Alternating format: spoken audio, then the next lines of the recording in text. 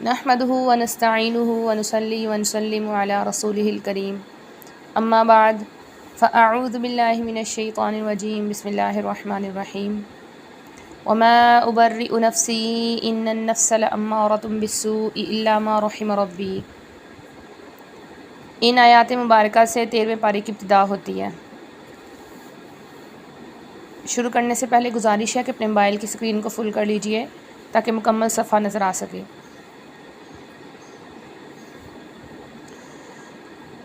گزشتہ واقعہ میں چونکہ یوسف علیہ السلام کو جیل سے خلاصی ملی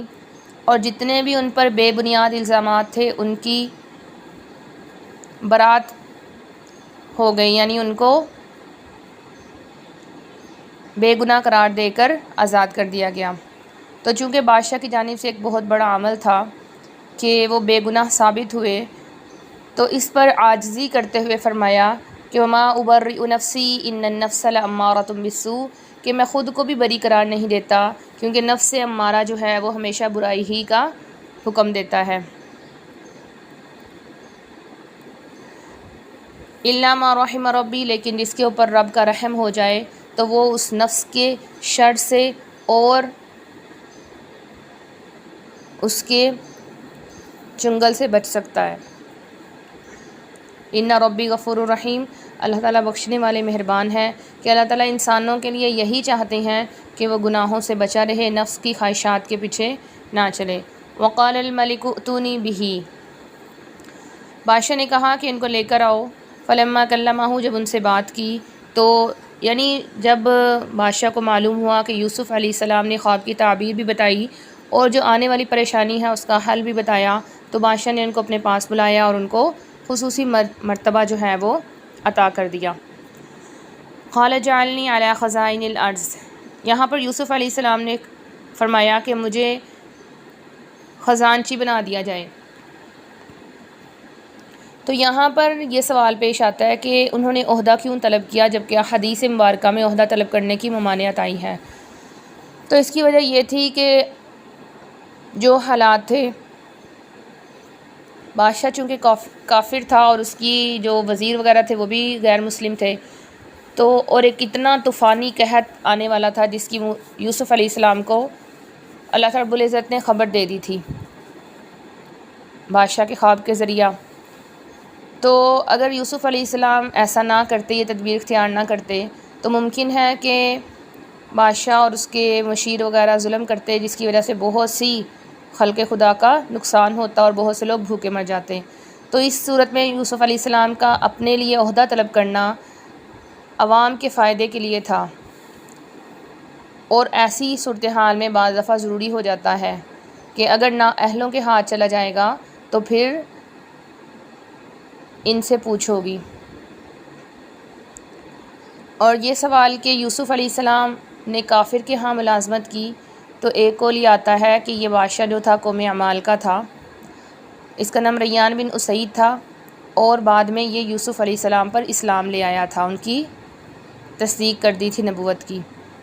تو اس میں تو اشکال ہی نہیں رہتا کہ کافر کے ہاں انہوں نے ملازمت کی، اور اگر کہا جائے کہ کافر کے ہاں ملازمت کی بھی تو چند صورتیں ایسی ہوتی ہیں کہ جن میں جائز ہوتا ہے۔ اور بعض روایتوں میں آتا ہے کہ یوسف علیہ السلام نے ان سے کہہ دیا تھا کہ جو غیر شرعی چیزیں ہیں ان میں تمہاری اتباع نہیں کروں گا، اور اپنی تعریف بھی کی، اپنے صفات بتائی۔ تو ایسا کرنا جائز ہے کہ عہدہ حاصل کرنے کے لیے اپنے اندر جو موجود صفات ہیں اور خصائص ہیں ان کو بتا دیا جائے۔ وَكَذَلِكَ مَكَّنَّا لِيُوسُفَ، اللہ تعالیٰ فرما رہے ہیں کہ ہم نے یوسف علیہ السلام کو با اختیار بنا دیا اور ان کو زمین میں ایسا ٹھکانہ دیا کہ اللہ رب العزت نے کیسے ان کو جیل سے نکال کر بڑا عہدہ عطا فرمایا۔ تو چونکہ وہ بہت زیادہ نیکی کرنے والے اور اللہ کی رضا میں راضی رہنے والے تھے، اس لیے اللہ نے فرمایا کہ ہم نیکی کرنے والوں کا اجر ضائع نہیں کرتے، اور دنیا میں بھی بدلہ دیتے ہیں، البتہ آخرت کا بدلہ جو ہے وہ بہت زیادہ بہتر ہے۔ اب یہاں یوسف علیہ السلام کے بھائی آئے، یعنی یہ دور گزر گیا جو انہوں نے فصل بوئی اور اس کے بعد اس کی ترتیب بنا لی، اب یہ قحط سالی کا زمانہ تھا۔ یوسف علیہ السلام کے بھائی ان کے پاس آئے، انہوں نے یوسف علیہ السلام نے ان کو پہچان لیا لیکن وہ ان کو نہیں پہچانتے تھے۔ وَلَمَّا جَهَّزَهُم بِجَهَازِهِمْ، یعنی وہ ان کے پاس غلہ لینے آئے تھے، جب ان کے غلے کا جو مال تھا وہ تیار ہو گیا تو انہوں نے ان سے کہا کہ خاندان کے بارے میں، فیملی کے بارے میں بات ہوئی تو انہوں نے کہا کہ ہمارا ایک اللاتی بھائی بھی ہے، یعنی ہماری والدہ علیحدہ تھی، والد ایک تھے۔ تو انہوں نے فرمایا کہ اپنے اس اللاتی بھائی کو بھی لے کر آؤ، تم دیکھتے نہیں ہو کہ میں کتنا اچھا دیتا ہوں، یعنی جو بھی آئیں گے تو میں ان کو اچھے طریقے سے برتاؤ کروں گا اور ان کو پورا جو ہے وہ ان کا وزن دوں گا، لیکن اگر تم نہ لے کر آئے تو میں نہیں دوں گا اور نہ ہی تمہاری کوئی عزت میرے پاس ہوگی۔ تو آپس میں انہوں نے مشورہ کیا کہ ہم جاتے ہیں اور اپنے والد سے گزارش کریں گے کہ ہمارے ساتھ ان کو بھیج دیں۔ وقال لفتیانہ، اور حضرت یوسف علیہ السلام نے اپنے غلاموں سے کہا کہ جو پیسے یہ لے کر آئے ہیں، جس کے بدلے میں غلہ لے کر جا رہے ہیں، وہ پیسے، وہ جو پونجی ہے وہ ان کے سامان میں واپس رکھ دی جائے، تاکہ جب وہ اس کو دیکھیں گے تو وہ اپنے گھر جا کے جب وہ دیکھیں گے تو شاید کہ وہ ان کی نیکی کو سمجھیں اور وہ واپس آ جائیں۔ فلما رجعوا الی ابیہم، جب وہ اپنے والد کے پاس واپس پہنچے تو انہوں نے عرض کیا کہ والد محترم، ہمارے سے کچھ یعنی غلہ روک لیا گیا ہے، کچھ غلہ ہمیں کم دیا گیا ہے، اگر ہمارا بھائی ہمارے ساتھ جاتا تو ہم زیادہ حاصل کرتے۔ تو یوسف علیہ السلام فرمایا کہ میں تم پر ایسے ہی یعنی اعتبار کرتا ہوں جیسا کہ یوسف علیہ السلام کے مقابلے میں کیا تھا۔ یعقوب علیہ السلام نے فرمایا، تو یعقوب علیہ السلام کے بارے میں آتا ہے کہ انہوں نے خواب دیکھا تھا کہ یوسف علیہ السلام ایک جگہ پر ہیں اور ان کے اوپر 10 بھیڑیوں نے حملہ کر دیا ہے، ان میں سے ایک بھیڑیے نے ان کی مدافعت کی ہے اور اس کے بعد وہ زمین میں چھپ گئے ہیں۔ تو اس کی تعبیر یہ سمجھی انہوں نے کہ 10 بھائیوں نے جو حملہ کیا ہے ان پر اور اس کے بعد وہ جو کنویں میں چھپ گئے ہیں، اس کی تعبیر یہ تھی۔ تو جو ایک بھائی جس نے ان کو قتل کرنے سے منع کیا تھا، قتل نہ کرو بلکہ کسی کنویں وغیرہ میں ڈال دو تاکہ کوئی قافلہ لے جائے، تو اس سے مدافعت کرنے والا بھیڑیا وہ بھائی مراد تھا، اور جہاں پر جو وہ بھیڑیا جو مراد لیا گیا ہے وہ ان کے بھائی ہی تھے۔ تو انہوں نے کہا کہ میں ایسے ہی سمجھتا ہوں جیسے تم نے ان کی حفاظت کی تھی۔ بہرحال فاللہ خیر حافظا، اللہ ہی بہترین نگہبان ہے اور وہ تمام مہربانوں سے بڑھ کر مہربانی کرنے والا ہے۔ ولما فتحوا متاعهم، جب انہوں نے اپنا سامان کھولا تو اس میں اپنی وہ جو پیسے وغیرہ تھے انہوں نے پائے، انہوں نے کہا کہ یہ دیکھیں، اپنے والد سے کہا کہ دیکھیں ہمیں اس سے بڑھ کر کیا چاہیے کہ ہمارے پیسے بھی ہمیں لوٹا دیے گئے ہیں اور ہمیں جو ہے وہ غلہ بھی دے دیا گیا ہے، لہٰذا اب ہم جائیں گے اور ہم اور غلہ بھی لے کر آئیں گے اور اپنے بھائی کو بھی ساتھ لے کر جائیں گے تاکہ ہمیں مزید زیادہ دیا جائے۔ قال لن ارسلہ، تو انہوں نے فرمایا کہ میں تو اس کو تمہارے ساتھ نہیں بھیجوں گا یہاں تک کہ تم کوئی پختہ عہد کرو کہ تم اسے واپس لے کر آؤ گے، لیکن یہ ہے کہ اگر کوئی مشکل پیش آ جائے، کوئی انتہائی مجبوری ہو، تو انہوں نے پکا وعدہ کر لیا اور فرمایا قال اللہ علی ما نقول وکیل، کہ ہم جو باتیں کریں ان پر اللہ گواہ ہے۔ یہاں پر یوسف علیہ السلام نے اپنے بیٹوں کو مختلف دروازوں سے داخل ہونے کا حکم دیا۔ یہ اس وجہ سے کہنا تھا کہ تاکہ ان کو نظر نہ لگ جائے، یعنی ماشاءاللہ سب نوجوان تھے اور طاقتور تھے، تو اگر ایک ساتھ داخل ہوں گے تو لوگوں کی نظر میں آ سکتے ہیں، کیونکہ جب پہلی مرتبہ گئے تھے تب مسافرانہ حال میں تھے، کوئی ان کو جانتا نہیں تھا، لیکن جب وہاں گئے تو یوسف علیہ السلام نے ان سے سارے حالات کی تحقیق کی، بالکل ایسے ہی جیسے اجنبی لوگ ہوتے ہیں، ان سے ان کے والد کے بارے میں پوچھا، ان سے یہ کہا کہ تم لوگ مجھے جاسوس لگتے ہو کہ یہاں کے رہنے والے نہیں ہو، تو انہوں نے پوری تفصیل بتائی کہ ہم کنعان کے رہنے والے یعقوب علیہ السلام کے بیٹے ہیں اور ہم 12 بھائی ہیں، ایک بھائی بچپن میں گم ہو گیا تھا، ایک اور چھوٹا بھائی ہے۔ تو یہ ساری تفصیل بتائی کہ ہمارے والد جو ہیں اس بھائی کے گم ہونے کی وجہ سے بڑے دکھی رہتے ہیں۔ تو یوسف علیہ السلام نے ان کا بہت اکرام کیا، ان کو خصوصی جو مہمان ہوتے ہیں اس مہمان خانہ میں ٹھہرایا، تو جس کی وجہ سے تمام جو باقی لوگ تھے وہ ان کو پہچاننے لگے تھے۔ اب اگر یہ ایک دروازے سے جائیں گے تو پھر لوگ ان کو دیکھ لیں گے اور حسد بھی کر سکتے ہیں اور نظر بھی لگ سکتی ہے، اس وجہ سے انہیں فرمایا کہ تم علیحدہ علیحدہ دروازوں سے جانا، لہٰذا انہوں نے ایسے ہی کیا۔ ولما دخلوا علی یوسف، جب یوسف علیہ السلام کے پاس آئے تو یوسف علیہ السلام نے اپنے بھائی کو بلایا اور کہا کہ میں تمہارا بھائی ہوں، لہٰذا تم جو ہو یہ جو کچھ کرتے ہو اس پہ غم نہ کرو، یعنی بھائی نے بتایا کہ یہ میں ان کے ساتھ رہنا نہیں چاہتا، ان کا رویہ جو ہے میرے ساتھ بڑا عجیب ہے، اور انہوں نے کہا کہ مجھے اپنے پاس رکھ لیں، میں ان کے ساتھ واپس نہیں جانا چاہتا۔ فلما جہزہم بجہازہم، جب انہوں نے تیار کیا، ان کا سامان تیار کیا، تو جو پیمانہ تھا جس سے وزن ماپا جاتا تھا وہ پیمانہ انہوں نے اپنے بھائی کے سامان میں رکھ دیا۔ پھر ایک پکارنے والے نے کہا کہ اے قافلے والوں، تم لگتا ہے کہ تم نے چوری کی ہے۔ انہوں نے کہا کہ تم کیسے بات کر سکتے ہو، تمہاری کیا چیز گم ہو گئی ہے؟ تو انہوں نے کہا کہ ہم نے بادشاہ کا جو پیمانہ ہے نا ماپنے والا، اس کو ہم نے گم پایا ہے، اور جو شخص اس کو لے کر آئے گا ہم اس کو انعام کے طور پر ایک اونٹ کا بوجھ یعنی ایک علیحدہ سے غلہ دیں گے، کیونکہ ہر انسان کو ایک ہی اونٹ کا بوجھ دیا جاتا تھا، ایک اونٹ کے بوجھ کے قدر غلہ دیا جاتا تھا۔ جب وہ ختم ہو جاتا تھا پھر وہ دوبارہ آتے، پھر ان کو اور دیا جاتا تھا، علیحدہ سے نہیں، دو دو مرتبہ، مطلب دو دو اونٹ کے بوجھ کے برابر نہیں دیا جاتا تھا۔ لیکن یہ شخص جو کہ بادشاہ کا پیمانہ لے کر آئے گا اس کے لیے ڈبل ہو جائے گا۔ تو قالوا تاللہ، انہوں نے کہا کہ اللہ قسم، ہم تو اس زمین میں فساد کے لیے نہیں آئے، چوری کرنا بہت بڑا فساد ہے اور نہ ہی ہم چور ہیں۔ فقالوا فما جزاؤہ، وہ جو حضرت یوسف علیہ السلام کے بھیجے گئے لوگ تھے، انہوں نے پوچھا کہ اگر آپ لوگوں میں سے کسی کے پاس نکلا تو اس کا کیا بدلہ ہوگا؟ قالوا جزاؤہ، کہ ان کا بدلہ یہ ہوگا کہ جس کے سامان میں وہ چوری کا سامان پایا جائے گا وہ غلام کے طور پر رکھ لیا جائے گا۔ یعقوب علیہ السلام کی شریعت میں یہی قاعدہ تھا کہ جس کے سامان میں جو چوری کرتا تو چور کو غلام بنا لیا جاتا، لیکن جو بادشاہ کی شریعت تھی، بادشاہ کا جو قانون تھے، اس کے مطابق اس کا یہ تھا حکم کہ چور کو مارا پیٹا جاتا اور 2 گنا سامان لے کر اسے چھوڑ دیا جاتا۔ تو یہاں پر انہوں نے پوچھ کے ان کے مطابق جو یعقوب علیہ السلام کی شریعت تھی ان کے مطابق ہی سزا طے کر لی۔ فبدا، تو انہوں نے سب سے پہلے ان کا سامان چیک کیا، بھائیوں کا بھی، اوعیتہم، ان کے بھائیوں کا سامان چیک کیا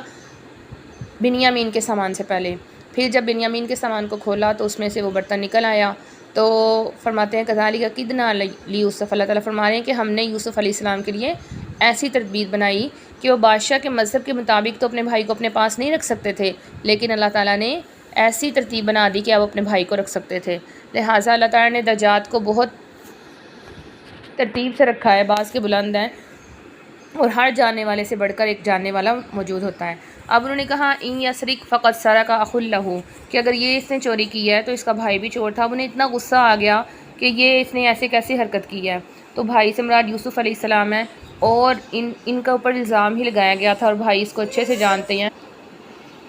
کہ اس واقعے کے بارے میں آتا ہے کہ جب ان کی والدہ کی وفات ہوگی یوسف علیہ السلام کی، تو خاتون کی کسی نگرانی میں رہنا مناسب تھا، تو اس طرح سے انہوں نے اپنی پھپھو کو، حضرت یعقوب علیہ السلام نے اپنی بہن کے گھر ان کو بھیج دیا۔ تو بہن ان سے بہت زیادہ محبت کرتی تھی، اور ادھر یعقوب علیہ السلام بھی بہت زیادہ محبت کرتے تھے۔ جب یہ بڑے ہو گئے، چلنا شروع ہو گئے، تو یعقوب علیہ السلام نے کہا کہ بس اب میں اور مزید اس سے دور نہیں رہ سکتا، میرے بیٹے کو مجھے دے دو۔ تو چونکہ پھپھو کو بہت محبت تھی اور وہ چاہتی تھی کہ میرے ساتھ ہی رہے، تو انہوں نے ایک پٹکا جو کہ کمر میں باندھا جاتا تھا، جو اسحاق علیہ السلام کی طرف سے انہیں ملا تھا، وہ انہوں نے یوسف علیہ السلام کے کپڑوں کے نیچے پہنا دیا، اور پھر کہا کہ یوسف علیہ السلام نے چوری کی ہے، اور اس طرح اس بہانے وہ اپنے ساتھ یوسف علیہ السلام کو لے گئی، اور جب تک پھپھو زندہ رہی تو ان کے پاس ہی رہے، اس کے بعد اپنے والد محترم کے پاس واپس آ گئے۔ تو اس بات کا ان کے بھائیوں کو پتہ تھا کہ یہ ایک ہیلا کیا گیا تھا ان کو اپنے پاس رکھنے کا، اس کے باوجود انہوں نے کہا کہ اس کے بھائی نے چوری کی ہے۔ تو یوسف علیہ السلام نے ان کے سامنے تو نہیں کہا فَأَسَرَّهَا، یوسف علیہ السلام تو جانتے تھے یہ میرے بھائی ہی ہیں اور میرے متعلق یہ بات کر رہے ہیں، تو انہوں نے اس کو ظاہر نہیں کیا، بلکہ اپنے دل میں چھپا کے رکھا اور کہا کہ تم نے جو ہے نا غلط بات کی ہے، تم درجے کے اعتبار سے برے ہو، یعنی دل میں کہا، اللہ تعالیٰ خوب جانتا ہے۔ قالوا یا ایھا العزیز، کیونکہ اب وہ عزیز کے درجے پہ تھے، ان کا عہدہ عزیز کا تھا، تو انہوں نے کہا کہ ہمارا ایک بوڑھا باپ ہے، وہ اس سے بڑی محبت کرتا ہے، پہلے ہی ایک بڑے بھائی کی وجہ سے جو ہے وہ اس کے بڑے بھائی کی وجہ سے بڑا دکھی ہے، تو آپ ہم میں سے کسی ایک کو رکھ لیں۔ تو یوسف علیہ السلام نے کہا کہ ایسے کیسے ممکن ہو سکتا ہے، ہم تو صرف اسی کو رکھیں گے جس نے کوئی غلطی کی ہے۔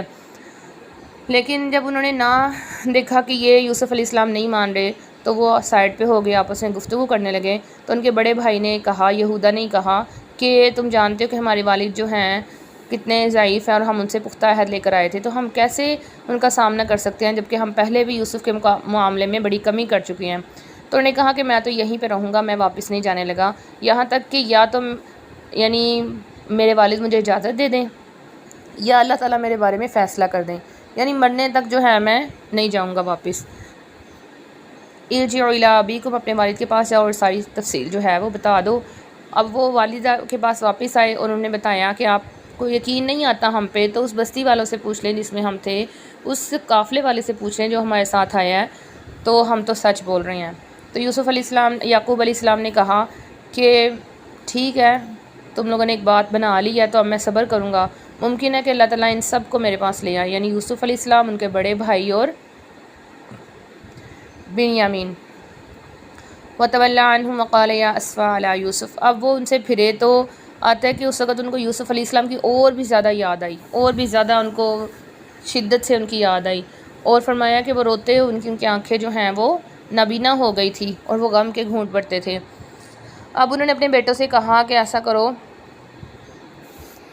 کہ یوسف علیہ السلام کو تلاش کرو۔ یہ جو ہے قالوا تاللہ تفتؤ، انہوں نے بیٹوں نے کہا کہ آپ جو ہے نا یوسف علیہ السلام کو یاد ہی کرتے رہیں گے یہاں تک کہ لگتا ہے کہ آپ بالکل ہی ختم ہو جائیں گے۔ تو یعقوب علیہ السلام نے کہا کہ میں اپنے غم اور پریشانی کا اظہار اللہ سے ہی کرتا ہوں۔ بیٹوں کو کہا کہ تم جاؤ اور یوسف علیہ السلام ان کے بھائی کو ڈھونڈو اور اللہ کی رحمت سے نا امید نہ ہونا، کیونکہ اللہ کی رحمت سے کافی لوگ ہی نا امید ہوتے ہیں۔ فلما دخلوا علیہ، جب وہ اس کے پاس گئے، دوبارہ گئے، تیسری مرتبہ گئے، تو انہوں نے کہا یا ایھا العزیز مسنا، کہ ہمیں جو ہے وہ قحط سالی پہنچی ہے، شدید قحط سالی ہمارے ملک میں ہو گئی ہے، ہم آپ کے پاس کچھ نکمی سی چیزیں لے کر آئے ہیں۔ آتا ہے کہ یہ کچھ ٹوٹے ہوئے برتن اور کچھ کھوٹے سکے تھے، تو اس نے کہا کہ آپ ہمارے لیے کچھ غلہ دیں، اور اگر آپ صدقہ کریں تو بہتر ہوگا۔ اب یہاں پہ یوسف علیہ السلام نے کہا کہ کیا تم جانتے ہو کہ تم نے یوسف علیہ السلام کے ساتھ کیا کیا، یوسف اور اس کے بھائی کے ساتھ، جب کہ تم ناواقف تھے؟ تو ان کے بھائیوں کو پتہ تھا کہ ہم نے جو کام کیا وہ ہمارے علاوہ کوئی نہیں جانتا۔ اگر یہ اتنے اچھے سے جانتے ہیں کہ یوسف علیہ السلام کے ساتھ کیا کیا تو یقیناً یہ یوسف علیہ السلام ہوں گے۔ تو انہوں نے کہا کہ اچھا آپ یوسف ہیں؟ تو انہوں نے کہا کہ ہاں میں یوسف اور یہ میرا بھائی ہے، کہ اس سے اور زیادہ یہ بات ثابت ہو جاتی ہے کہ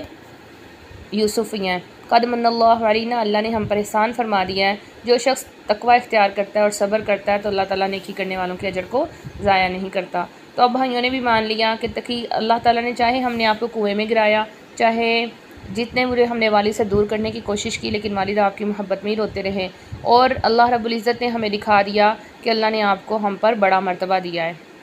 لا تثریب علیکم الیوم، کہ آج کے دن تمہیں کوئی ڈانٹ ڈپٹ نہیں ہے۔ اب انہوں نے کہا کہ ہم اتنے عرصے بعد ملے ہیں تو میں تمہیں کوئی ڈانٹ ڈپٹ نہیں کروں گا، کوئی الزام نہیں لگاؤں گا، بس یہ کہوں گا کہ اللہ تمہیں بخش دے، اللہ سے بخشش کی دعا کروں گا۔ اب انہیں خیال آیا کہ اپنے والد کے پاس بھی بھیجنا چاہیے کہ وہ اتنے غمگین ہیں۔ انہوں نے کہا کہ میری قمیض کو لے جاؤ اور میرے والد کے چہرے پر ڈالنا، ان کی نگاہ لوٹ آئے گی، اور اپنے سارے گھر والوں کو لے کر میرے پاس آ جاؤ۔ ولما فصلت العیر، جب قافلہ روانہ ہوا، تو ابھی قافلہ روانہ ہی ہوتا ہے تو فرمایا کہ ان کے والد نے کہا کہ میں یوسف علیہ السلام کی خوشبو پاتا ہوں، اگر تم مجھے بڑھاپے کی وجہ سے پاگل نہ سمجھو۔ تو فرمایا کہ دیکھیں اللہ رب العزت کی ترتیب ایسی تھی کہ جب یوسف علیہ السلام 2-3 میل کے فاصلے پر کنویں میں پڑے ہوئے تھے تو ان کے والد کو پتہ نہیں چلا، اور یہاں سے ابھی مصر سے قافلہ روانہ ہوتا ہے تو اللہ رب العزت ان کو خوشبو جو ہے پہنچا دیتے ہیں۔ قالوا تاللہ، تو بیٹوں نے کہا کہ آپ جو ہیں نا بڑی پرانے گمراہی میں ہیں، یعنی انہیں کو یاد کرتے رہتے ہیں۔ لیکن جب خوشخبری سنانے والا آیا، بعض روایتوں میں آتا ہے کہ اس کا نام ہی بشیر تھا، اور بعض روایتوں میں آتا ہے کہ مراد خوشخبری سنانے والا، کہ آپ کے جو بیٹے ہیں وہ زندہ ہیں اور بڑا عہدہ اللہ نے دیا ہے، تو اس نے جب قمیض ان کے چہرے پر ڈالی تو وہ ان کی نگاہ کو یعنی ٹھیک ہو گئی اور وہ دیکھنے لگ گئے۔ انہوں نے اپنے بیٹوں سے کہا کہ میں تمہیں کہتا تھا نا کہ اللہ نے مجھے وہ چیزوں کا علم دیا جس کو تم نہیں جانتے۔ اب بیٹوں کو بڑی شرمندگی ہوئی، انہوں نے کہا کہ والد محترم ہمارے لیے استغفار کریں، ہمارے گناہوں کے لیے، ہم تو خطا کار تھے۔ انہوں نے کہا سوف استغفر لکم، میں عنقریب تمہارے لیے استغفار کروں گا۔ فرماتے ہیں کہ یہ جو انہوں نے کہا تھا کہ میں عنقریب تمہارے لیے کروں گا، اس سے مراد تہجد کا ٹائم تھا، کہ میں تہجد کے ٹائم میں تمہارے لیے استغفار کروں گا۔ پس جب وہ یوسف علیہ السلام کے پاس داخل ہوئے تو یوسف علیہ السلام نے اپنے والدین اس لیے کہا کہ جو ماں تھی وہ خالہ ہی ان کی، یعنی انہوں نے ان کی خالہ سے شادی کر لی تھی، اور ویسے بھی جو باپ کی بیوی ہوتی ہے ماں کی جگہ ہی ہوتی ہے، تو قال ادخلوا مصر، داخل ہو جاؤ مصر میں انشاءاللہ آمنین، بے خوف ہو کر، امن سے رہو یہاں پر۔ ورفع ابویہ علی العرش، انہوں نے اپنے والدین کو تخت پر بٹھا لیا اور ان کے لیے سجدہ کیا،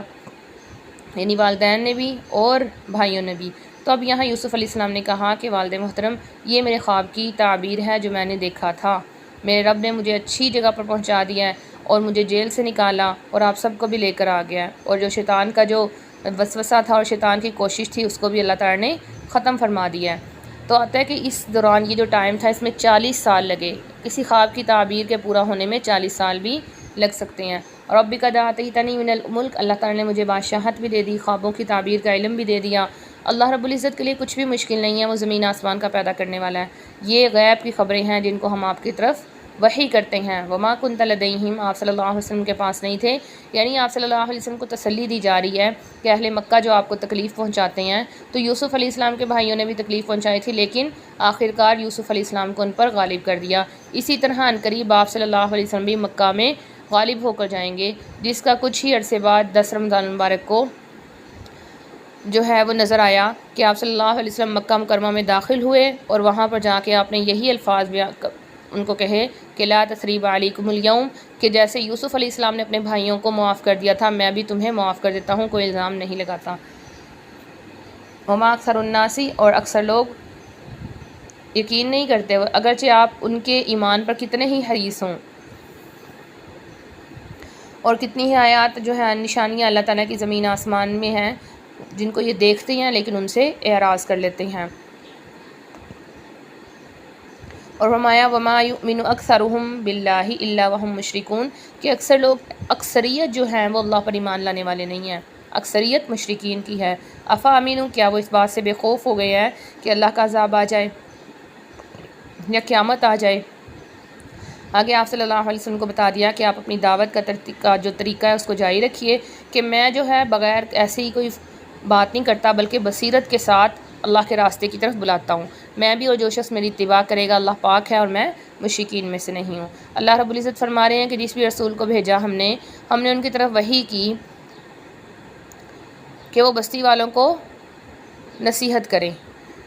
وہ زمین میں چلے پھرے نہیں ہیں کہ وہ اللہ کی نشانیوں کو دیکھیں، ان لوگوں کے انجام کو دیکھیں جو ان سے پہلے گزرے ہیں، آخرت کی بارے میں سوچیں کہ آخرت کا انجام جو ہے وہ بہتر ہے۔ یہاں تک کہ آتا ہے جب رسول نا امید ہو گئے، انہوں نے سمجھ لیا کہ ان سے جھوٹ بولا گیا ہے، تو اللہ کی نصرت آ گئی، اور اللہ تعالیٰ فرماتے ہیں کہ ہم جس کو چاہتے ہیں نجات دیتے ہیں۔ لقد کان فی قصصہم عبرۃ، عقل والوں کے لیے ان قصوں میں عبرت ہے۔ قرآن کریم کوئی قصہ کی کتاب نہیں ہے کہ کہانیوں کی کتاب ہے اور اس کو پڑھ لیا اور قصہ سے لطف اندوز ہو گئے، بلکہ قصے کا بیان کرنے کا مقصد عبرت اور نصیحت ہے۔ یہ کوئی ایسی بات نہیں ہے جس کو گھڑ لیا گیا ہو، بلکہ اس سے پہلے جو ہے یہ قرآن پاک میں جو واقعات ہیں اور قرآن پاک کی جو ہدایت ہے اور اس طرح صلی اللہ علیہ وسلم کی نبوت ہے، یہ کوئی ایسی چیزیں نہیں جن کو گھڑ لیا ہو، بلکہ ان کی تصدیق اور اس واقعے کی، اس یوسف علیہ السلام کے واقعے کی، حدیث کی جو واقعے کی تصدیق جو ہے وہ اس سے پہلے جو کتابیں آئی ہیں یعنی تورات اور انجیل ان میں ہے، ان میں موجود ہے، اور ہر چیز کی تفصیل بھی ہے۔ سورۃ الرعد، الف لام میم را، یہ سورۃ مدنی ہے لیکن اس کے باوجود اس میں زیادہ جو ہے اللہ تعالیٰ کی توحید کا بیان ہے۔ حروف مقطعات ہے جن کا معنی اللہ کے سوا کوئی نہیں جانتا۔ تلک آیات الکتاب، یہ کتاب کی آیات ہیں، اور وہ ذات جس نے اور وہ جو اتارا گیا آپ کی طرف حق ہے، لیکن اکثر لوگ ایمان نہیں لاتے۔ اللہ کی نشانیوں کا تذکرہ ہے کہ اللہ رب العزت نے کیسے آسمان کو بغیر ستونوں کے پیدا کر دیا، اور اللہ تعالیٰ نے سورج چاند کو مسخر کر دیا، ہر ایک اپنی ترتیب کے ساتھ چل رہا ہے۔ اللہ رب العزت نے زمین کو پھیلایا اور اس میں پہاڑوں کو گاڑ دیا، اور اسی طرح نہروں کو اس میں راہ گزر کے طور پہ گزارا۔ اللہ رب العزت فرما رہے ہیں کہ وَمِن كُلِّ الثَّمَرَاتِ جَعَلَ فِيهَا زَوْجَيْنِ اثْنَيْنِ، کہ اللہ نے ہر پھل کو 2 قسم کا بنایا، اور اللہ تعالیٰ رات سے دن کو ڈھانپ دیتے ہیں۔ اللہ تعالیٰ کی بڑی بڑی نشانیاں ہیں، اور اللہ تعالیٰ نے زمین کی ترتیب بنائی ہے کہ زمین کے بہت سے ٹکڑے ایک دوسرے سے ملے ہوئے ہیں۔ اسی طرح پھلوں کا تذکرہ کیا۔ وَإِن تَعْجَبْ، اگر آپ کو ان کی بات عجیب لگتی ہے، فَعَجَبٌ قَوْلُهُمْ، ان کی بات واقعی عجیب ہے کہ کیا ہم مٹی ہو جائیں گے تو ہمیں دوبارہ پیدا کیا جائے گا، جیسے کفار آ کے کہا کرتے تھے۔ تو یہ کوئی عجیب بات نہیں ہے، بلکہ جب تم کچھ بھی نہیں تھے تب بھی اللہ رب العزت نے تمہیں پیدا کیا۔ اولئک الذین کفروا بربہم، یہ اپنے رب کے انکار کرنے والے لوگ ہیں، اور یہی لوگ ہیں جن کے گلوں میں ایسے توق پہنائے جائیں گے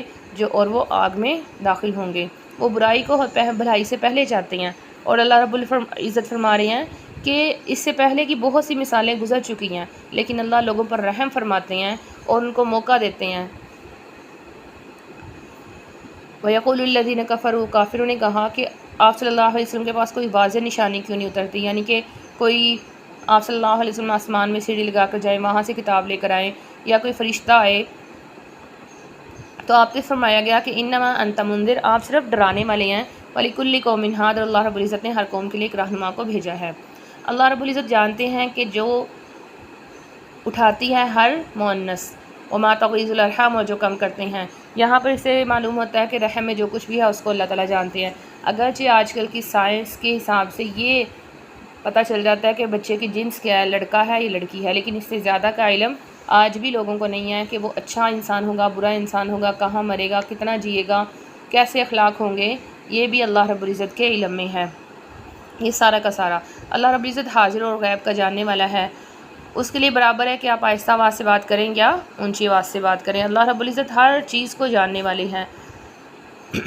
اور فرمایا کہ اللہ رب العزت کے لیے بہت سے فرشتے ہیں جو آگے پیچھے آتے ہیں اور وہ اللہ کے احکامات کی نگہبانی کرتے ہیں. اور پھر فرما دیا کہ اللہ تعالیٰ کسی قوم کو تب تک اس کے حالات کو نہیں بدلتے جب تک وہ اپنے حالات کو بدلنے کا ارادہ نہ کر لیں. لیکن جب اللہ تعالیٰ کسی قوم کے ساتھ برائی کا ارادہ کر لیتی ہے تو اس کو روکنے والا کوئی بھی نہیں ہوتا. وہ ذات ہے جس نے جو دکھاتا ہے تمہیں چمک، بجلی، خوفاً، ڈرانے کے لیے، وطمعاً، اور امید دلانے کے لیے کہ اب یہ بارش ہوگی اور ہمارے جو کھیتوں میں پانی آئے گا، باغات میں پانی آئے گا اور ہم سیراب ہوں گے. پھر وہاں فرمایا وَسَبِّحُ الرَّعْدُ بِحَمْدِهِ، رعد کے بارے میں آتا ہے کہ ایک فرشتہ ہے جو کہ بادلوں کی خدمت پہ معمور ہے، اور یہ بھی آتا ہے کہ جو بادلوں کے رگڑنے کو کہا جاتا ہے رعد. تو یہاں فرمایا کہ وَسَبِّحُ الرَّعْدُ، رعد جو ہے وہ اللہ کی تعریف کے ساتھ تسبیح بیان کرتا ہے، اور ملائکہ جو ہیں وہ اس کے خوف سے، یعنی اس فرشتے کے خوف سے جو ہے ملائکہ بھی تسبیح کرتے ہیں. اور بعض یہ آتا ہے کہ دونوں جو بادلوں کے رگڑنے کی آواز ہے اس کو تسبیح کہا جاتا ہے. تو اس میں یہ آ جاتا ہے کہ دنیا میں جتنی بھی چیزیں ہیں، جتنی بھی مخلوقات ہیں، سب کی سب اللہ تعالیٰ کا ذکر کرنے والی ہیں. لہو دعوت الحق، اللہ ہی کے لیے ان کی جو بلانا ہے وہ سچا ہے. اور وہ لوگ جو اللہ کے علاوہ غیر چیزوں کو پکارتے ہیں، بتوں کو پکارتے ہیں، غیر اللہ کو پکارتے ہیں، ان کا حال ایسے ہے کہ وہ بس پانی کی طرف ہاتھ بڑھاتے ہیں لیکن پانی ان کے منہ کو پہنچنے والا نہیں ہے، یعنی ان کے اعمال کا کوئی فائدہ نہیں ہے. اللہ کے لیے زمین آسمان میں جتنی بھی چیزیں ہیں وہ عاجزی کرنے والی ہیں، چاہے وہ خوشی سے کریں یا وہ بے خوشی سے کریں، ناپسندیدگی سے کریں، یہاں تک کہ ان کے سائے بھی صبح و شام جو ہے وہ اللہ کی اطاعت کرتے ہیں. پھر فرمایا کہ من رب السماوات والارض، زمین آسمان کا رب کون ہے. یہاں پر سوالیہ انداز میں کہا گیا کہ جب اتنی نشانیاں تم دیکھ رہے ہو تو زمین آسمان کا رب کون ہے. پھر خود ہی فرما دیا گیا کہ قل اللہ، آپ ہی کہہ دیجئے کہ اللہ ہی ہے. اللہ جو ہیں، اللہ لفظ اللہ کسی بھی قوم کے جو ہیں الہ کا نام اللہ نہیں تھا، اور نام لوگوں نے رکھے ہوئے تھے، لیکن اللہ جو ہیں وہ صرف اللہ رب العزت کا ذاتی نام ہے. پھر فرما دیا کہ تم اپنے لیے ایسے دوستوں کو چنتے ہو کہ جو تمہارے لیے کوئی فائدے کا اختیار نہیں رکھتے اور نہ ہی نقصان کا. پھر فرما دیا کہ نابینا اور بینا کی مثال ہے. کیا تم اندھیرا اور روشنی کو برابر سمجھتے ہو کہ جو ماننے والے ہیں وہ روشنی میں ہیں اور جو نہ ماننے والے ہیں وہ اندھیرے میں ہیں. ام جعلوا للہ شرکاء، کیا تم نے اللہ کے لیے ایسے لوگوں کو شرکاء بنایا ہے کہ جو اللہ کی مانند جو ہے وہ تخلیق کر سکتے ہیں، یا تم پر ان کی مخلوق کی جو ہے وہ مشتبہ ہو گئی ہے. تو اللہ تعالیٰ ہی خالق ہے، ہر چیز کو بنانے والے ہیں. انزل من السماء ماء، کیسے اللہ رب العزت پانی نکالتے ہیں، پانی آسمان سے بھیجتے ہیں، پھر وہ وادیوں میں چلتا ہے. پھر آتا ہے کہ ایک دوسری مثال بیان کی کہ جو کفر کی مثال ایسے ہے کہ آسمان سے پانی برسا اور وہ جب چلتا ہے وادیوں میں تو اس کے اوپر کچھ گھاس پھونس اور تنکے اکٹھے ہو جاتے ہیں جو اوپر نظر آتے ہیں، لیکن جو اصل صاف پانی ہوتا ہے وہ نیچے ہوتا ہے. اسی طرح جب سونے کو یا پیتل وغیرہ کو پکایا جاتا ہے تو جو میل ہوتا ہے وہ اوپر آ جاتا ہے اور جو اصل چیز ہوتی ہے وہ نیچے رہ جاتی ہے. ایسے ہی کفر کی جو خوبصورتی ہے، جو زیب و زینت ہے، وہ سامنے نظر آتی ہے لیکن اس کی حقیقت کچھ نہیں ہوتی. للذین استجابوا لربہم الحسنی، جو لوگ نیک ہیں ان کے لیے اللہ رب العزت نے بڑی اچھی چیزیں، بڑی اچھی نعمتیں تیار کی ہیں. والذین لم یستجیبوا لہ، جو لوگ اللہ کی اطاعت نہیں کرتے، اگر ان کے لیے زمین کے بھراؤ کے بقدر یا اس کے مثل ساری کی ساری زمین اور اس کے دگنا ہو جائے، وہ بھی اپنے عذاب کے بدلے میں اگر فدیہ دینا چاہیں تو وہ ان سے قبول نہیں کیا جائے گا بلکہ ان کو عذاب ہی دیا جائے گا. افمن یعلم انما انزل، اور فرمایا کہ جو شخص جانتا ہے کہ اللہ تعالیٰ نے جو کچھ آپ پر اتارا ہے وہ حق ہے، گویا کہ وہ بینا ہے، وہ نگاہوں کو استعمال کرنے والا ہے، دیکھنے والا ہے. کیا وہ شخص کمن ہوا اس شخص کی مانند ہو سکتا ہے جو نابینا ہے، یعنی اللہ تعالیٰ کے احکامات سے نگاہیں بند کیے ہوئے ہیں۔ وہ لوگ جو اپنے وعدوں کو پورا کرتے ہیں، یہ ان لوگوں کی مثال ہے، یہ ان لوگوں کی تعریف ہے جو عقل مند ہے کہ وہ وعدوں کو پورا کرتے ہیں۔ وعدہ پورا کرنا ایک بہت بڑا عمل ہے۔ آتا ہے کہ وعدہ پورا کرنے کی شریعت میں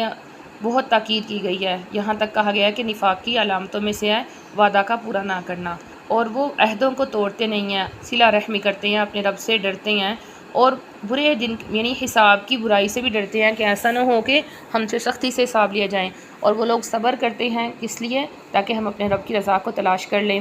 اور نماز قائم کرتے ہیں، اور پوشیدہ اور اعلانیہ صدقہ دیتے ہیں، اور اگر کوئی گناہ ہو جاتا ہے تو اس پہ استغفار کر لیتے ہیں، اس کے بعد نیکی کر لیتے ہیں۔ انہی کے لیے آخرت کا گھر ہے، ان کے لیے ایسی باغات ہے جس میں وہ داخل ہوں گے، اور فرشتے بھی ان پر ہر دروازے میں سے داخل ہوں گے، کیا کہتے ہوئے سلام ہو تم پر، سلامتی ہو تم پر اس صبر کی وجہ سے جو تم نے کیا۔ والذین، لیکن اس کے مقابل دوسرا گروہ جو ہے جو عہدوں کو توڑتا ہے، قطع رحمی کرتا ہے، زمین میں فساد پھیلاتا ہے، تو ان کے لیے لعنت بھی ہے اور برا ٹھکانہ بھی ہے۔ اللہ رب العزت جس کے لیے چاہتے ہیں رزق کو کشادہ کر دیتے ہیں، جس کے لیے چاہتے ہیں تنگ کرتے ہیں، لیکن یہ جو کافر ہیں یہ دنیاوی زندگی سے خوش ہوتے ہیں، حالانکہ دنیاوی زندگی صرف تھوڑے ٹائم کا فائدہ اٹھانا ہے۔ یہاں پہ کافروں کی بات کا تذکرہ ہے کہ اس نبی پر کیوں نہیں کوئی نشانی کوئی اترتی ہے، تو فرمایا کہ آپ کہہ دیجئے اللہ رب العزت جس کو چاہتے ہیں گمراہ کرتے ہیں اور جس کو چاہتے ہیں، اور وہ ہمیشہ ہدایت اس کو دیتے ہیں جو اللہ کی طرف لوٹنے والے ہیں۔ پھر فرما دیا کہ اگر تم دلوں کا اطمینان چاہتے ہو تو سن رکھو، خبردار اللہ کے ذکر سے دلوں کا اطمینان حاصل ہوتا ہے۔ الذین آمنوا، اب ایمان والے اور اعمال صالح کرنے والوں کے لیے خوشخبری ہے اور اچھا ٹھکانہ ہے۔ کذالک ارسلناک فی امہ، آپ صلی اللہ علیہ وسلم سے فرمایا گیا کہ ہم نے بھی آپ کو ایک امت میں بھیجا ہے، اس سے پہلے بہت سی امتیں گزر چکی ہیں، ہم نے اس لیے بھیجا تاکہ آپ ان کے پاس ہماری قرآن کریم کی جو ہے آیات کی تلاوت فرمائیں، اور وہ جو انکار کر رہے ہیں وہ رحمان کے ساتھ انکار کرتے ہیں، تو آپ کہہ دیجئے کہ میرا رب اس کے ساتھ کوئی بھی شریک نہیں ہے، میں اس پر بھروسہ کرتا ہوں۔ اور فرمایا کہ اگر یہ قرآن پاک کے ذریعے ہم پہاڑوں کو چلا دیں یا زمین کے ٹکڑے بنا دیں، یا جو مردے لوگ ہیں وہ زندہ ہو کر باتیں کرنا شروع کر دیں، اور اللہ تعالیٰ سارے معاملے کو جمع کر دے، تو پھر بھی یہ لوگ ایسے ہیں کہ نہ مانتے، تو کیا ایمان والے اس بات سے نا امید ہو گئے ہیں کہ اگر اللہ چاہیں تو سب کو ہدایت دے سکتے ہیں، یا جو کافروں کے پاس جو ہے اچانک اللہ کا عذاب آ جائے، جو رسولوں سے مذاق کرتے ہیں، تو اللہ تعالیٰ فرما رہے ہیں کہ میں ان کو تھوڑی دیر کی مہلت دیتا ہوں، اور اس کے بعد ان کی سخت دھنائی ہوگی، مطلب اس کی سخت سزا دی جائے گی۔ اور فرمایا کہ جو اپنے نفس کو قائم کرنے والا ہے، یعنی ہر جو اس نے عمل کیے ہیں، جو اس نے اپنے عمل کر لیے ہیں تو اور اللہ کے ساتھ شریک ٹھہرا لیے ہیں، اور اس نے اپنے پاس سے نام طے کر لیے ہیں، تو فرمایا کہ سارے کے سارے اللہ کے راستے سے روکتے ہیں، اور جو جس کو اللہ گمراہ کر دے اس کے لیے کوئی رہنما نہیں ہوتا، ان کے لیے دنیا میں بھی ذلت ہے اور آخرت کا عذاب تو بہت ہی سخت ہے، اور کوئی بچانے والا نہیں ہوگا۔ جنت کا اللہ تعالیٰ نے ان لوگوں سے وعدہ کیا ہے جو کہ متقی ہیں، اور اس کی نعمتیں اس کے سائے ہمیشہ کے ہیں، اور جن کو اللہ تعالیٰ نے کتاب دی وہ ان سے خوش ہوتے ہیں کہ اللہ تعالیٰ نے ان پر اتاری، اور ان میں سے بعض لوگ ایسے ہیں جو کہ ناپسند کرتے ہیں۔ فرمایا کہ آپ کہہ دیجئے کہ مجھے اللہ نے حکم دیا ہے کہ میں اللہ کی اطاعت کروں، اس کے ساتھ کسی کو شریک نہ ٹھہراؤں۔ فرمایا کہ اسی طرح ہم نے قرآن کریم کو عربی زبان میں اتارا ہے، اگر آپ ان کی خواہشات کی پیروی کریں گے تو آپ کے لیے بھی کوئی مددگار نہیں ہوگا۔ تو یہ امت کی تعلیم کے لیے، تبلیغ کے لیے فرمایا۔ آگے انبیاء کی ترتیب بتائی کہ انبیاء کو اللہ تعالیٰ نے کیسے بھیجا۔ یمحو اللہ ما یشاء ویثبت، اللہ تعالیٰ جس کو چاہتے ہیں مٹا دیتے ہیں، جو حکم چاہتے ہیں باقی رکھتے ہیں۔ اور فرمایا کہ اگر ہم آپ کو وہ چیز دکھا دیں جس کا ہم نے وعدہ کیا ہے، یا ہم اس کو آپ کو اٹھا لیں، تو آپ کے ذمہ تو صرف پہنچانا ہے اور ہمارے ذمہ حساب لینا ہے۔ اور پھر فرمایا زمین کی ترتیب بتائی کہ ہم کچھ کم کرتے ہیں۔ وَلَقَدْ مَكَرَ الَّذِينَ مِن قَبْلِهِمْ فَلِلَّهِ الْمَكْرُ جَمِيعًا، لوگ بھی تدبیریں کرتے ہیں لیکن ساری کی ساری تدبیریں اللہ رب العزت کے پاس ہیں، وہ ہر جان کے اعمال کو جانتا ہے، اور کفار بھی دیکھ لیں گے کہ ان کا عمل، ان کا جو ٹھکانہ ہے وہ کیا ہوگا۔ کافر تو کہیں گے کہ آپ رسول نہیں ہیں، لیکن آپ کے لیے اللہ گواہ کافی ہے۔ سورہ ابراہیم، اس صورت میں ابراہیم علیہ السلام کا تذکرہ ہے کہ انہوں نے کیسے اپنی اولاد کو جو ایک ایسی جگہ پر چھوڑ دیا جہاں پر کچھ بھی اگتا نہیں تھا، تو اس لیے اس سورت کا نام سورہ ابراہیم ہے۔ الف لام را کتاب انزلناہ الیک۔ فرمایا کہ اس کتاب کو اس لیے اتارا ہے تاکہ آپ لوگوں کو اندھیرے سے روشنی کی طرف ملائیں اپنے رب کے حکم کے ساتھ۔ اللہ الذی لہ، اللہ کے لیے زمین آسمان ہے کی بادشاہت ہے، اور کافروں کے لیے سخت عذاب ہے، کیونکہ وہ اللہ کا انکار کرتے ہیں، جو دنیاوی زندگی کو پسند کرتے ہیں، اللہ کے راستے سے روکتے ہیں اور اس میں کجی تلاش کرتے ہیں، تو یہ لوگ دور کی گمراہی میں پڑے ہوئے ہیں۔ اور فرمایا کہ اللہ تعالیٰ نے ہر رسول کو ان کی قوم کی زبان میں ہی بھیجا تاکہ وہ اچھے سے اس کی بات کو سمجھ سکیں اور ان کے اوپر پاس کوئی بہانہ نہ رہے کہ ہمیں سمجھ نہیں آتی۔ وَلَقَدْ أَرْسَلْنَا مُوسَىٰ بِآيَاتِنَا،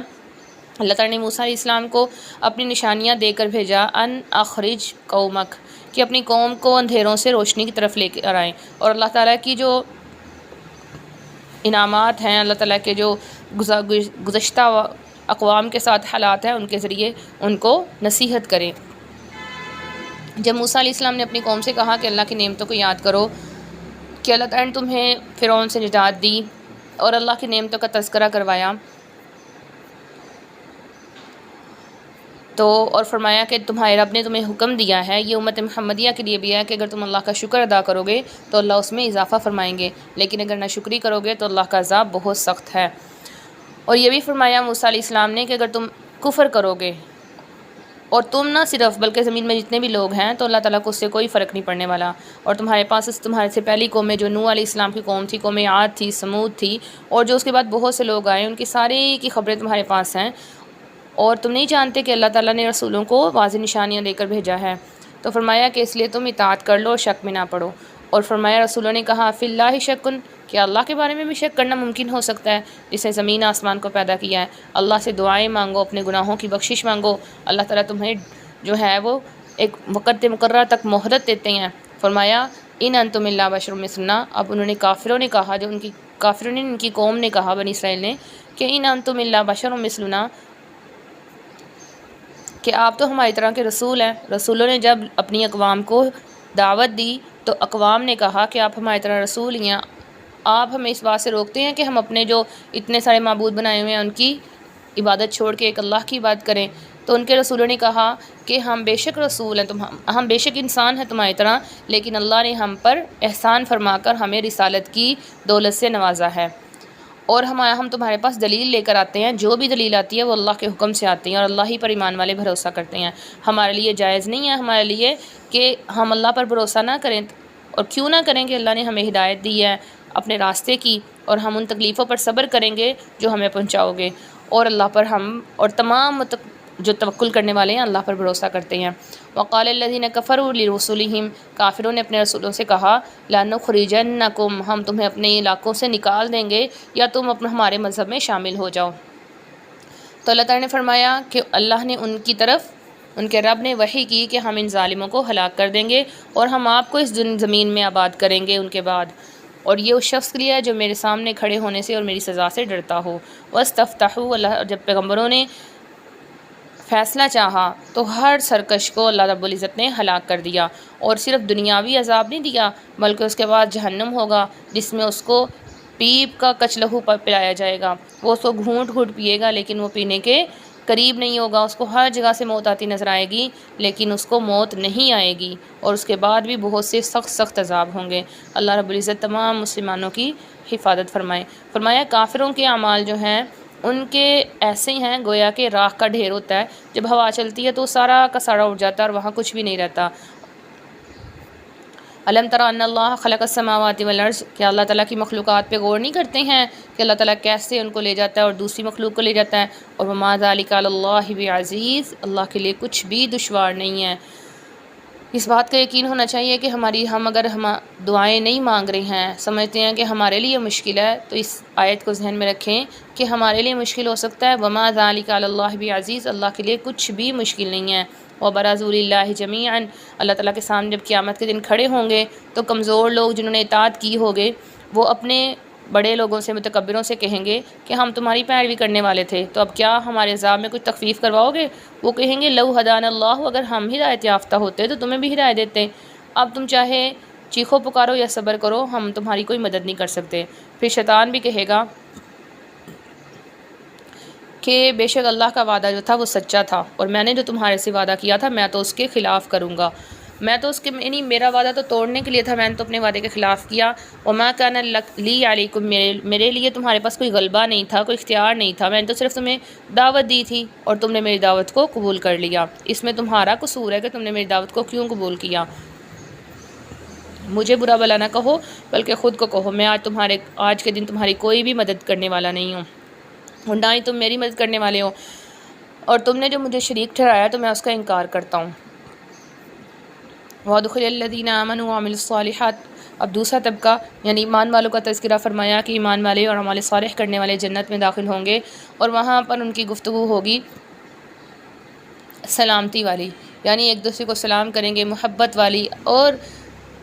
خوبصورت گفتگو ہوگی۔ الم تری کیف ضرب اللہ، فرمایا کہ کیسے اللہ تعالیٰ، آپ نہیں دیکھتے کہ اللہ نے کیسے مثال بیان کی ہے کلمہ طیبہ کی، یعنی لا الہ الا اللہ کی، کہ وہ ایسا مضبوط درخت ہے کہ جس کی جڑ جو ہے وہ زمین کے اندر مضبوط ہے اور اس کی شاخیں آسمان میں پھیلی ہوئی ہے، اور اس کا ہر لمحے، اس کا ہر وقت جو ہے اس کا پھل آ رہا ہے، اور اللہ تعالیٰ لوگوں کے لیے مثالیں بیان کرتا ہے تاکہ ان کو سمجھ آ جائے، وہ نصیحت حاصل کریں۔ لیکن جو کلمہ خبیثہ ہے یعنی کفریہ کلمات ہیں، ان کی مثال ایسی ہے جیسا کہ درخت کے اوپر، زمین کے اوپر ہی کوئی ہو، جیسے ہی اس کو تھوڑی سی ہوا چلے تو وہ اس کا پورا جثہ جو ہے پورا کا پورا وہ نکل آتا ہے، ما لہا من قرار، اس کے لیے کوئی ٹھہراؤ ہی نہیں ہے۔ اللہ تعالیٰ ایمان والوں کے لیے قول ثابت کو دنیاوی زندگی میں اور آخرت میں بھی ثابت رکھتے ہیں، یعنی موت کے وقت بھی اور قیامت میں بھی ان کو اس کلمہ کے ساتھ مضبوط رکھیں گے، اور اللہ تعالیٰ ظالموں کو گمراہ کر دیتے ہیں۔ اللہ تعالیٰ جو چاہیں کر سکتے ہیں۔ کیا آپ نے ان لوگوں کو نہیں دیکھا جنہوں نے اللہ کی نعمت کو کفر کرتے ہوئے بدل ڈالا تو اللہ تعالیٰ نے ان کو ہلاکت کے گھر میں اتار دیا۔ ہلاکت کا گھر کیا ہے؟ جہنم ہے، جس میں مداخل ہوں گے، اور برا ٹھکانہ ہے۔ وجہ کیا تھی؟ انہوں نے اللہ کے لیے بہت سے شریک بنا لیے تھے اور وہ ان کو اس کے راستے سے گمراہ کرتے تھے۔ فرمایا کہ تم فائدہ اٹھا لو، تمہارا ٹھکانہ آگ کی طرف ہی ہے۔ اور آگے فرما دیا کہ میرے وہ لوگ جو ایمان لائے، اعمال صالح کیے، دن رات خرچ کرتے ہیں، پوشیدہ بھی اور اعلانیہ بھی، اس سے پہلے کہ ان کے پاس ایسا دن آ جائے جس میں کوئی خرید و فروخت کا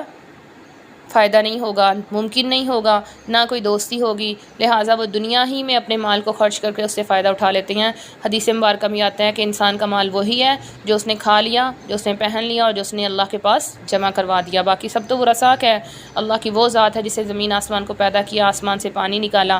اور اسے پھل نکالے اور رزق بنایا، اللہ تعالیٰ نے پھلوں کو نکال کے تمہارے لیے رزق بنا دیا۔ اللہ تعالیٰ نے کشتیوں کو تمہارے لیے مسخر کر دیا کہ جو پانی میں چلتی ہیں۔ اللہ نے دن کو تمہارے لیے، نہروں کو تمہارے لیے اللہ نے مسخر کر دیا۔ وسخر لکم الشمس، اللہ نے سورج چاند کو ایک مقرر ترتیب کے ساتھ مسخر کیا، دن رات کو تمہارے لیے کام میں لگایا ہوا ہے۔ وَآتَاكُم مِّن كُلِّ مَا سَأَلْتُمُوهُ، اللہ نے تمہیں ہر چیز ہی دے دی ہے، گویا کہ ہمیں پتہ بھی نہیں تھا کہ ہمیں یہ چیزیں چاہیے، ہمیں پتہ ہوتا ہم سوال کرتے، اس سے پہلے ہی اللہ رب العزت نے ہمیں وہ سارا کا سورا عطا فرما دیا ہے۔ وَإِن تَعُدُّوا نِعْمَتَ اللَّهِ لَا تُحْصُوهَا، اگر تم ایک بھی اللہ کی نعمت کا شمار کرنا چاہو گے تو یہ ممکن نہیں ہے کہ تم اس کا شمار کر سکو، ایک نعمت کا شمار نہیں کر سکتے، تو ہمارے پاس تو بے شمار اللہ تعالیٰ کی انعامات ہیں۔ ان الانسان لظلوم کفار، کہ انسان تو بڑا بے انصاف اور ناشکرا ہے۔ وَإِذْ قَالَ ابراہیم، یہاں ابراہیم علیہ السلام کا تذکرہ آتا ہے کہ انہوں نے جب اپنے گھر والوں کو وہاں پر چھوڑا، اپنے چھوٹے سے بچے کو چھوڑا، تو انہوں نے دعا کی کہ اللہ اس گھر کو امن والا بنانا، وَاجْنُبْنِي وَبَنِي، کہ آپ مجھے اور میرے بچوں کو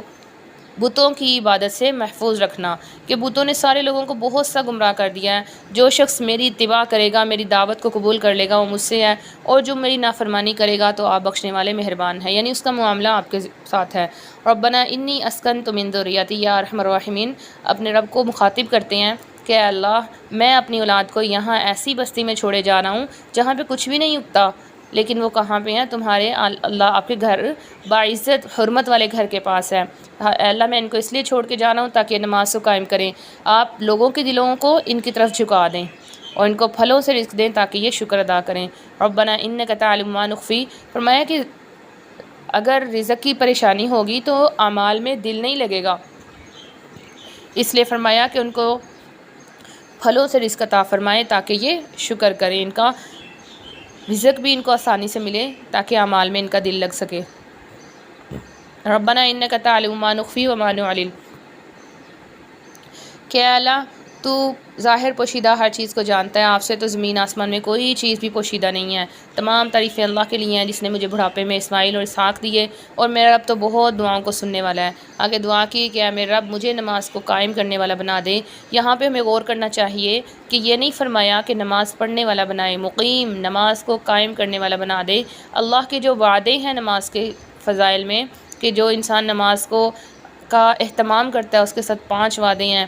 کہ اس کی رزق کی تنگی ہٹا دی جاتی ہے، عذاب قبر ہٹا دیا جاتا ہے، نامہ اعمال دائیں ہاتھ میں دیا جائے گا، جنت میں بغیر حساب کے داخل ہو جائے گا، پل صراط سے بجلی کی طرح گزر جائے گا۔ یہ وہ 5 وعدے ہیں جو نماز قائم کرنے والے کے ساتھ اللہ رب العزت نے کیے ہیں۔ لیکن نماز کا قائم کیا جائے، صرف پڑھا نہ جائے۔ پھر یہ بھی فرمایا وَمِن ذُرِّيَّتِي، میری اولاد کو بھی مقیم الصلاۃ بنانا۔ ربنا وتقبل دعا، ہے ہمارے رب دعاؤں کو قبول فرما لے۔ اور والدین کو بھی بھولے نہیں ہیں، اپنے والدین کے لیے بھی دعائیں مغفرت کی ہے، اور ساتھ ساتھ تمام مؤمنین کے لیے۔ انبیاء جو ہوتے تھے وہ تمام لوگوں کے لیے مشفق ہوتے تھے، ایک باپ کی طرح ہوتے تھے، لہٰذا اپنے خاندان کو، اپنے والدین اور اپنی نسلوں کو یاد رکھتے ہوئے تمام مؤمنین کے لیے بھی دعائیں مغفرت کی۔ اور فرمایا کہ اللہ کو غافل نہ سمجھیں کہ جو ظالم کر رہے ہیں، لیکن اللہ رب العزت نے ان کو اس دن تک ڈھیل دی ہے جس دن آنکھیں جو ہیں وہ نگاہیں پھٹی رہ جائیں گی، مراد قیامت کا دن ہے۔ اس دن وہ اپنے چہروں کو جھکائے ہوئے ہوں گے، اور ان کی جو نگاہیں ہیں وہ نہیں پھر رہی ہوں گی، ان کے دل اڑے ہوئے ہوں گے، ایسی پریشانی کی حالت ہوگی۔ وَأَنذِرِ النَّاسَ، آپ صلی اللہ علیہ وسلم کو فرمایا کہ لوگوں کو ایسے دن کے عذاب سے ڈرائیں کہ جس دن وہ کہیں گے کہ ہمیں تھوڑی اور مدت دے دیں، ہمیں تھوڑی اور ٹائم دے دیں کہ ہم اطاعت کر لیں، ہم آپ کی جو دعوت ہے اس کو قبول کر لیں، اور ہم رسولوں کا اتباع کر لیں۔ وَسَكَنْتُمْ فِي مَسَاكِنِ الَّذِينَ ظَلَمُوا، اور فرمایا کہ اللہ تعالیٰ فرمائیں گے کہ تم انہی بستیوں میں تو آباد تھے جن میں وہ ظالم رہ کر آئے، اور تمہارے لیے ساری مثالیں تھیں، لیکن تم لوگوں نے تدبیریں کی، اور اللہ کے نزدیک بھی تمہاری تدبیریں کوئی فائدہ نہیں دیں گی۔ اور تمہاری تدبیریں تو ایسی تھیں کہ اگر پہاڑوں پر بھی ہوتی تو پہاڑ بھی ان سے ٹل جاتے۔ وَلَا تَحْسَبَنَّ اللَّهَ مُخْلِفَ وَعْدِهِ، اللہ کے اپنے رسولوں سے وعدے کو خلاف کرنے والا نہ سمجھیں، اللہ تو غالب ہیں، انتقام لینے والے ہیں۔ قیامت کے دن اللہ تعالیٰ اس زمین کو دوسری زمین سے بدل ڈالیں گے، اور سارا کا سارا اللہ کے سامنے پیش ہوگا، اور مجرموں کو آپ دیکھیں گے کہ وہ زنجیروں سے جکڑے ہوئے لائے جائیں گے، اور ان کی جو قمیضیں ہوں گی وہ تارکول اور گندک کی ہوں گی، اور ان کے چہروں پر آگ لپٹتی ہوگی۔ یہ اس لیے تاکہ ہر جان کو اللہ تعالیٰ اس کے اعمال کا بدلہ دے دیں۔ اللہ تعالیٰ بہت جلد حساب لینے والے ہیں۔ یہ پہنچانا ہے لوگوں کے لیے تاکہ وہ اس کے ذریعے ڈریں، اور تاکہ جان لیں کہ ایک ہی اللہ ہے، اور عقل والے جو ہیں وہ نصیحت حاصل کریں۔ سورۃ الحجر۔ بسم اللہ الرحمن الرحیم۔ الف لام را، حروف مقطعات، تلک آیات الکتاب وقرآن مبین، یہ کتاب کی آیات ہیں اور واضح قرآن ہے۔ صدق اللہ العلی العظیم، واللہ اعلم بالصواب۔ سبحان ربک رب العزۃ عما یصفون، وسلام علی المرسلین، والحمد للہ رب العالمین۔